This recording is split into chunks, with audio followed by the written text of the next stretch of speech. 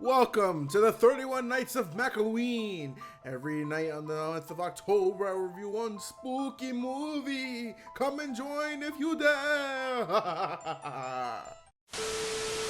We had a lot of 80s horror film remakes throughout the 2000s. Texas Chainsaw, Halloween, Prom Night, The Stepfather, and more. But between 2009 and 2010, you had a lot of big name remakes. Friday the 13th, My Bloody Valentine, and of course Nightmare on Elm Street. The Nightmare on Elm St remake was one of the bigger remakes that was released during that time. I love the original film so much. It's one of my favorite horror films of all time. So to see a modern telling of it all these years later sounded pretty cool.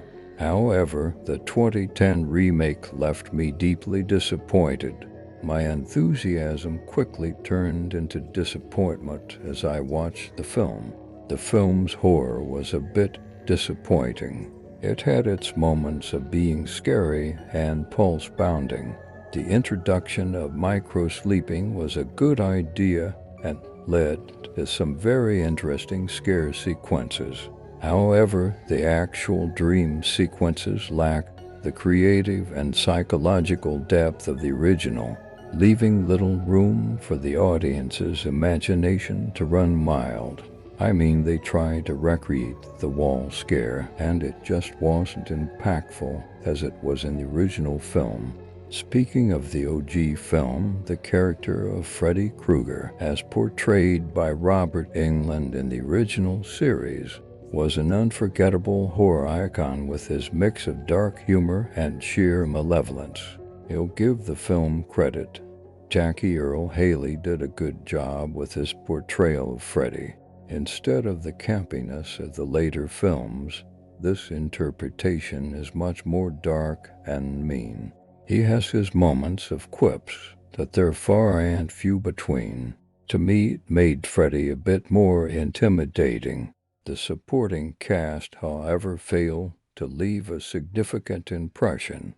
Unlike the memorable characters of Nancy, Glenn, and others in the original, the 2010's remake characters felt one-dimensional and lacked the chemistry that made the relationships in the original so compelling. And lastly, the one thing in the film that was a big misstep was the decision to delve into Freddy's backstory in more detail. Part of what made the original Freddy so terrifying was the mystery surrounding his past. In the remake, it leaves the ambiguity and just shows you what happened, which takes away a layer of mystery to the character and the viewers. Nightmare on Elm St was released on April 30th, 2010 on a budget of $35 million.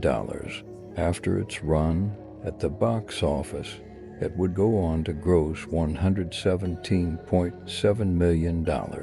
Overall, 2010's Nightmare on Elm Street remake, though visually polished, failed to capture the magic of the original. It sacrificed the surreal, dreamlike horror and character depth for a more straightforward, less engaging narrative. While I appreciate the attempt to introduce a new generation to Freddy Krueger, it fell short of the original's brilliance and remains, in my eyes, a subpar remake of a horror classic. Final grade C. This is fun! Hello!